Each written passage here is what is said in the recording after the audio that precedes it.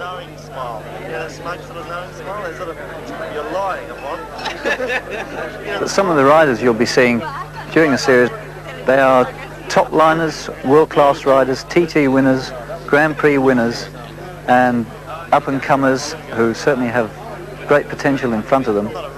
And things don't seem to have changed very much since I used to ride, although there's a lot more money and they seem a lot more professional. Basically at heart, they really do it for the joy of it, and they're a really super bunch of guys. Pukekohe, which is where the first round of the Marlboro Series will be taking place. It's the fastest circuit during the series, and I've raced a car here, but I've never actually raced a motorcycle. And some of the motorcycles you'll be seeing here during the series and at this race have been developed considerably since I last rode. The tyres are completely bald. They're called slick tyres. They have no tread on them at all. They have cantilever frames, specially designed for racing, and they produce incredible horsepower to the region of 130 horsepower, and they get up to about 180 miles an hour. Jez Mortimer, we know you've been having a lot of problems during practice. Are they all sorted out, and what do you think of your chances today? Well, Mike, I think we've sorted the 350 out. We put a new ignition on it. In the Marlboro race, the 750 races today, I think it depends on the wind, you know. It's getting stronger by the minute. I think if it stays as windy as it is, my 750 is going to wobble so badly. I think I'll probably use the 350. So far, I'm really pleased myself. We're running the 500 here, and it's the fastest of all the New Zealand tracks. It's going to be a matter of tactics. It's going to be very important to make sure that you're in the right place when it comes time for the end of the race. Well, Mike, I'm going to try and finish in the first three in every race I go in, and I think I can do that, but pulling one off, that's a different thing. I'm hoping for first. The 750's got a wee bit more in store than Pat's 500's got. The only thing that I'm up against is that I'm not really used to the bike yet. It's brand new, and as the series goes on, I hope we can go faster. Round one, leg one, the longest circuit of the series, Pukekohe.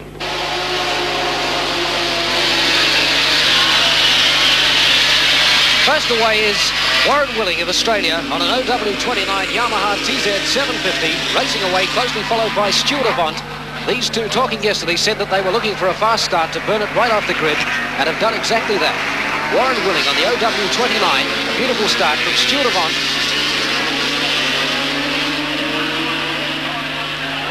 The bike Warren Willing is riding is an ex-Giacomo Agostini bike, capable of nearly 200 miles an hour. He's doing 170 in the back straight.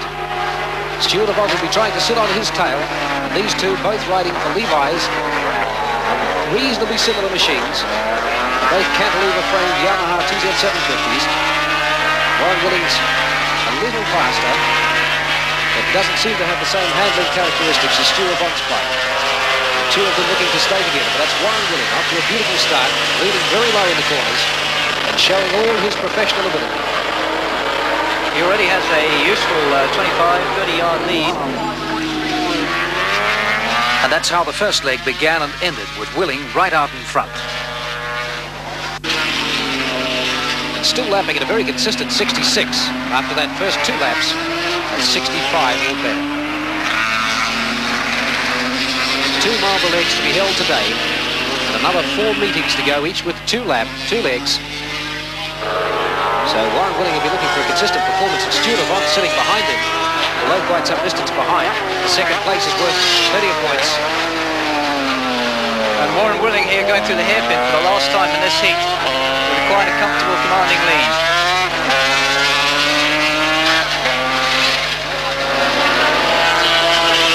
Going through Rothman's corner, coming up towards the checker flag.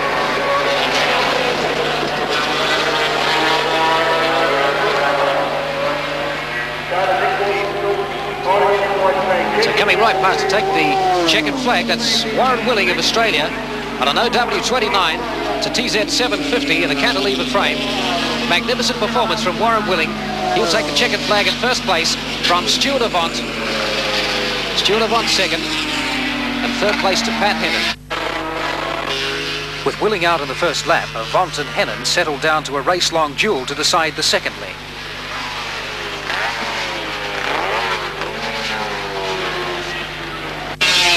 Avant and Hannon. Hannon and Avant. The back straight will tell. This time, it's the last chance he has. It's got to be all on in the back straight. If Avant can pull up that lead, he's going to be back in first place, and this time they come round as the checkered flag. No second chances. He's not making it. He's not picking him up there. Yes, he is. Pat's braking slightly later. I think that was Avant's last chance there to get back into the lead. Oh, this back marker's going to get in the way a bit, I think. Going through the last bends on the last lap. This could be very exciting. Pat Hannon just getting slightly held up by a back marker there, giving Stu Avant a chance to get almost up to him and not quite. Coming around to take the checkered flag past this corner now.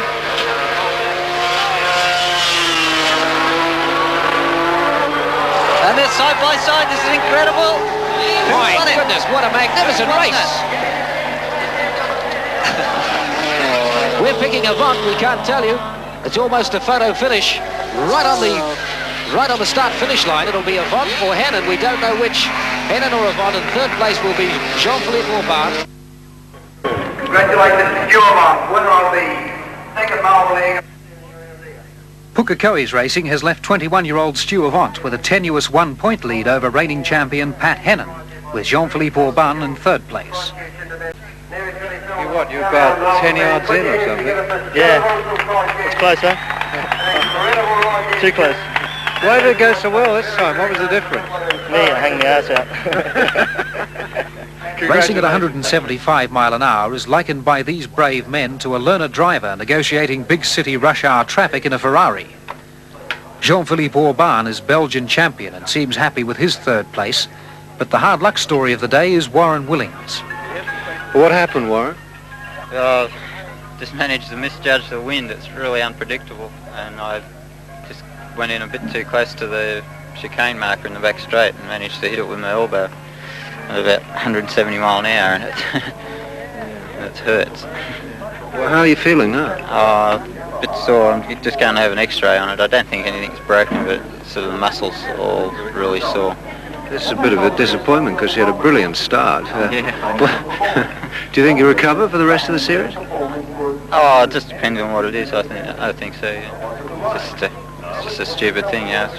The wind's just so hard to predict, and I had to go in close to the marker to get through there fast, and I managed to do it every other lap, but not that one. Day 2 is Wanganui, the cemetery circuit.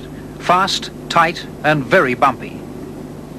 Several riders have already seen just how deceptive some of these ugly bends are. Chas Mortimer, his brother Robin and Randy Mamola were among the first to tumble in practice, but they're certainly not the last. Happily, the only time an ambulance was required was when an 11-year-old spectator fell out of a tree.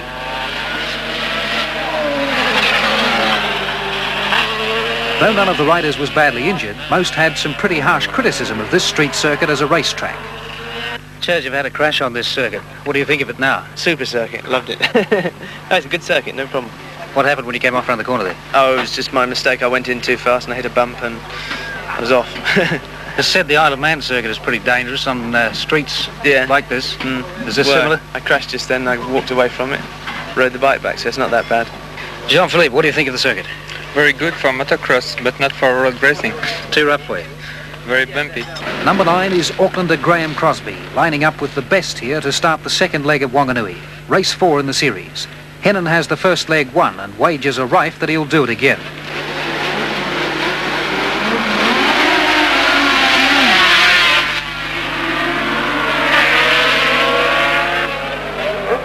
Stalling on the grid is every racer's fear, and Jean-Philippe Aubin will have to ride like crazy to regain the ground he's just lost. Taupo Key is one of 2 short straights on this cemetery circuit, funneling across a railway line and through a right-hander to a stunted and hair-raising S-section, bordered on either side by an array of not too forgettable tombstones. Hennon, after his hard-fought first leg win, is quickly away to lead in the back section and sets a pace approaching the bridge that only true professionals can hope to follow. Local star John Woodley, Australian champion Warren Willing and Stu Avant string out in Hennon's wake as the race progresses, but toward the latter stages the impeccable American has a lead of almost 200 metres from these 3. Graham Crosby on a production converted Kawasaki 1000 has done incredibly well to hold 5th place and already looks like becoming the star of the series. The battle at this stage is between 2 New Zealanders, an Australian and an American, a race between 2 RG 500 Suzukis and 2 750 Yamahas. The Suzukis are a true Grand Prix machine and as such put a big gap between them and the built-up all-purpose racers. They're also considerably lighter than the Yamahas and subsequently easier to steer around a street circuit as tight as this.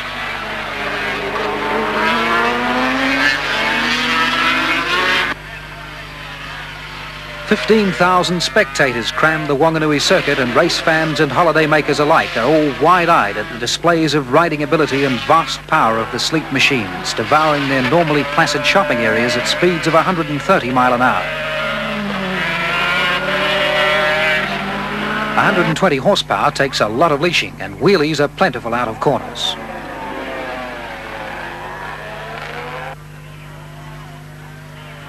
Keeping the 2 wheels in the same line of a corner can also be difficult.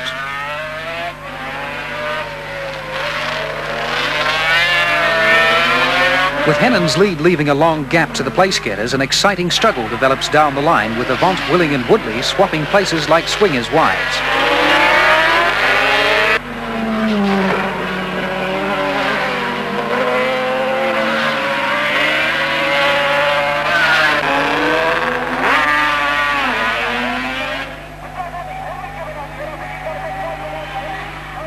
Woodley rode a brilliant race, finishing second in the first leg, and looked on form once again until, with 3 laps to go in the second leg, he lost 3rd gear and was beaten into 7th place, leaving a 4th place finish to Crosby.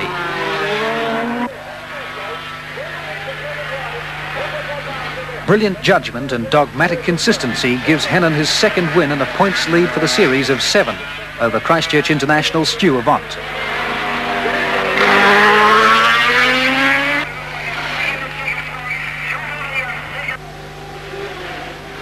Certainly a deserved win for Pat Hennon, and he looks happy. Unlike most of the overseas riders, he thoroughly enjoys the circuit and thinks racing here is great fun. Is it your riding, or is it the bike so much faster than the rest?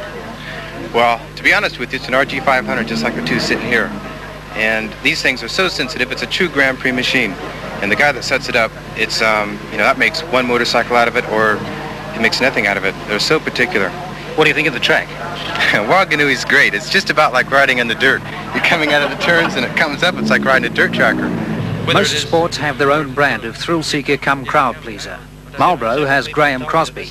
His tactics are more akin to rodeo than motor racing, and his mount is a huge, ugly beast built for motorway cruising. And he still finished 4th ahead of racing machines. How the hell do you stay on it? with a lot of difficulty. He beat me. There you go. No, it's a big handful. It takes a lot of strength, I suppose, and I'm pretty stuffed after This is a pretty rough and a pretty tight track. How do you stay on the machine on this? Just sort of hold the throttle open and sort of hang on and hope the hell it doesn't go away from you. Severe flooding in the Lower Hutt area in the weeks preceding racing left the natural left-hand Gracefield circuit in a state of disrepair. And as the first leg gets underway, the acceleration advantage of the 750 Yamahas is equalised by the superior ability of the RG Suzukis to handle on a rough surface. Warren Willing and Pat Hennon both get a great start, and a neck-and-neck battle for supremacy begins.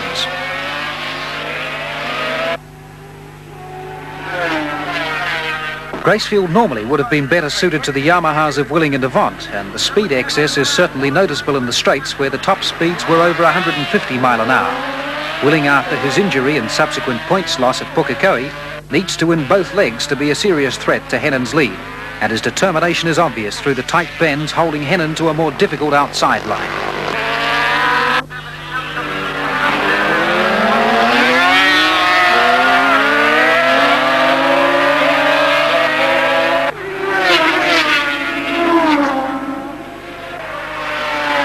From the last bend to the start-finish line, the crowd are treated to an exciting finish, but the ex-Agostini OW29 of Warren Willing is just too quick for Hennon to catch.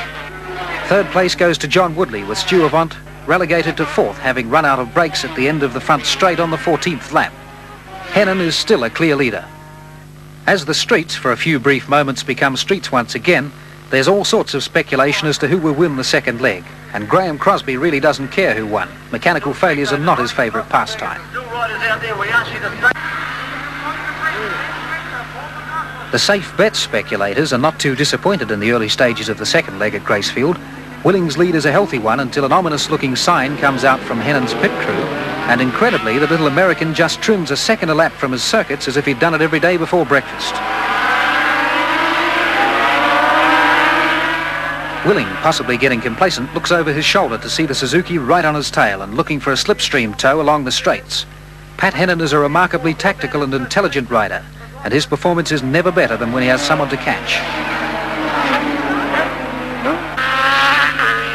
Hennon has now wrested the lead from Warren Willing, and once again a struggle emerges for minor places.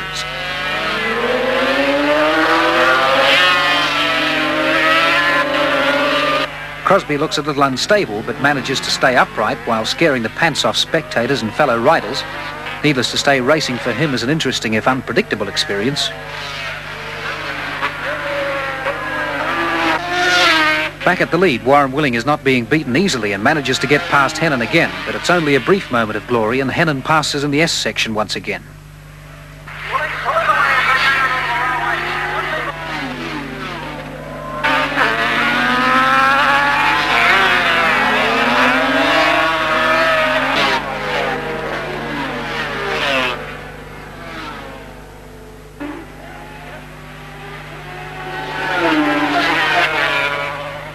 The crowd at the start-finish line sits and guesses again as the two race wheel to wheel at the back of the track.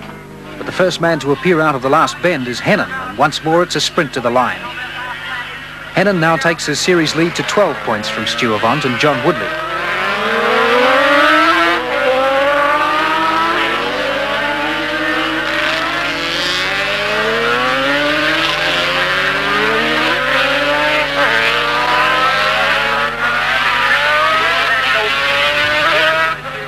Willing and Hennon each have a first and a second to their credit today, and Willing, like other professionals, will spend the next week in the workshop. Wanganui, I was reasonably happy with the performance there. I don't particularly like the circuit, and it doesn't suit the 750. I went okay in the first couple of races. I started to get a bit tired towards the end of the last race, and I finished 6th. But at Gracefield, I was happy with the first 2 races. Pat pulled out some extra speed, which he didn't have in the earlier race, which sort of caught me napping. And well, our bikes are made, well, my bike particularly was made for European racing, which is long, fast corners, and there's nothing like Wanganui or Gracefield. And the suspension on my bike isn't good for the short travel, bumpy sort of track that we've been up against. So I've had a few problems around these tracks holding on to the thing, but now we're back onto my home ground and onto sort of tracks that my 750 suited for. Last week at Gracefield, you started off well and got a very good start, and then you seemed to drop back, especially in the second leg. What happened there? In the second leg, I ran off the end of the track. I ran out of brakes. We've had a few problems with the 750. It hasn't been going quite as good as what we hoped. It's been very, very reliable, but after a couple of laps, it slows down quite a lot. Day 4, Timaru, a conventional left-hand 1-mile circuit with 2 long sweeping left-handers, a back straight and an exciting S section leading to the grid.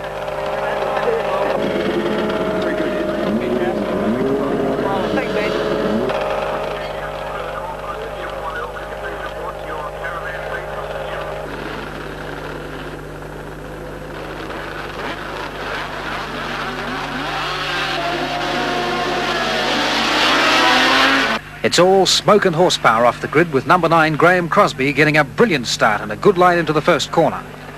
But this is a race circuit and racing bikes are hard to stay in front of for long. Through the first lap, it's Hennon with Willing and Woodley hot in pursuit, and Englishman Chaz Mortimer in 4th place.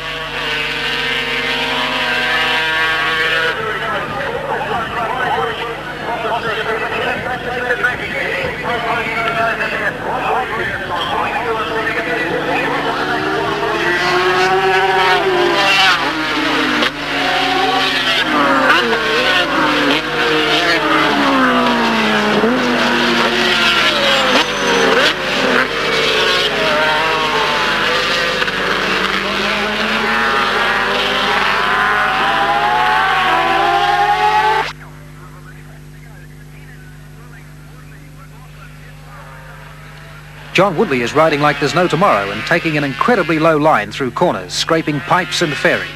He's determined to make up his lost points and look like he's prepared to ride to the limit to do it.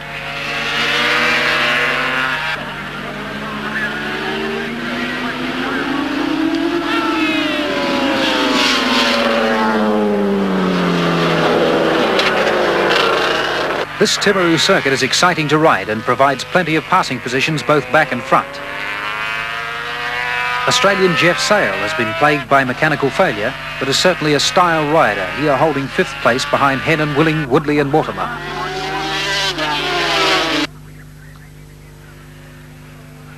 Some of the internationals we've seen little of thus far are starting to improve their performances, and there's no easy margin of performance for anyone.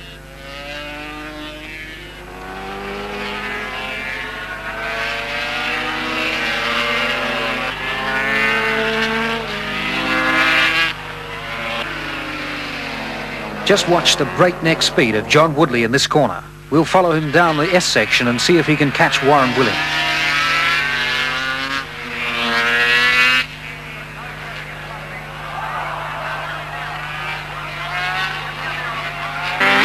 Well, luck wasn't on Woodley's side there. Confusion reigns in this subsequent melee, and John will spend the night in hospital while race organisers try to sort out who takes what placing.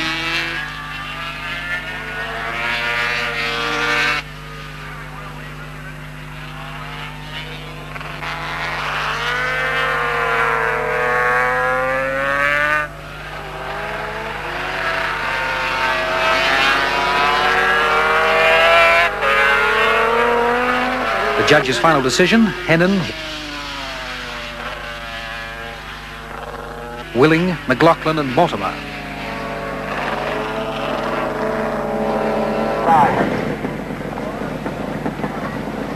Stuart Avant also crashed at Timaru and spent some time in a hospital bed, but here 1 week later at Christchurch he's in good form and all riders are out and ready to race.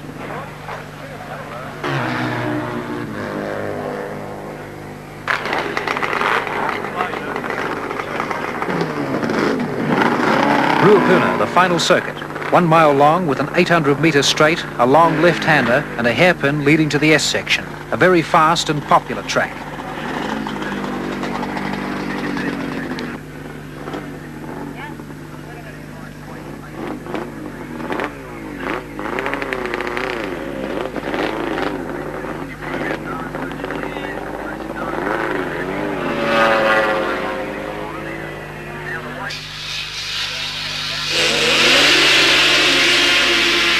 For the last leg of the Marlboro, the final race, Pat Hennon is in a position now where he can't be beaten. It wouldn't be surprising at all to see him not racing very hard. It's going to be a tussle for 3rd and 4th place and for 2nd place as well. Pat Hennon is 174 points now. 2nd place Warren Willing is 143. In 3rd place is Chaz Mortimer. He's in equal 3rd place with McLaughlin on 122. And Stuart Avant is at 119. He's in 5th place. So Pat Hennon could not be beaten. Warren Willing's the first man out. Warren Willing on a TZ 750. Closely followed by John Woodley, who's on an RG 500 Suzuki.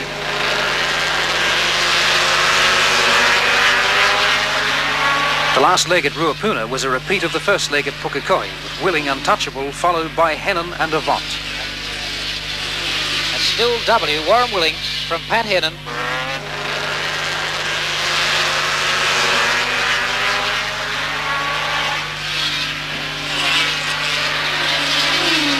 And Warren Willing coming up to take the white flag, 1 lap left to go. And the 4 people that he's about to lap are riders who have been up in 4th and 5th place, so they're not slow people at all. Warren Willing is really flying. In Australia they call him the Red Rocket. Won the Australian Championship, the Open Championship this year. All he has to do now is stay on and pray that his machine keeps going, because there's no way he's going to be beaten. Half a lap to go, less than half a lap to go now. It's a checkered flag for Warren Willing.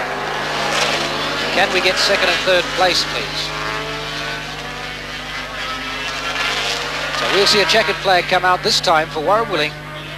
The back markers going through on their last lap. There's the checkered flag for Warren Willing. There are a few people that were a bit optimistic at the beginning as to whether I'd be able to take a 500 and be competitive. They're a bit worried, you know, well, what if things don't turn out? Then what do you do after that?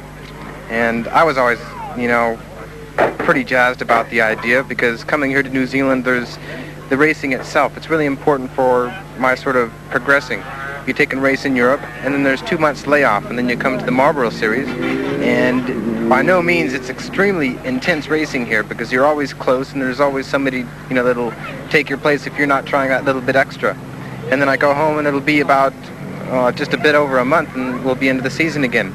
But these breaks and the layoff in between, I can take and relax and take a trail bike and go out and experiment on other things. And it gives time for the road racing itself to kind of sink in and become an instinct, kind of second nature. And this sort of on and off racing works out really well.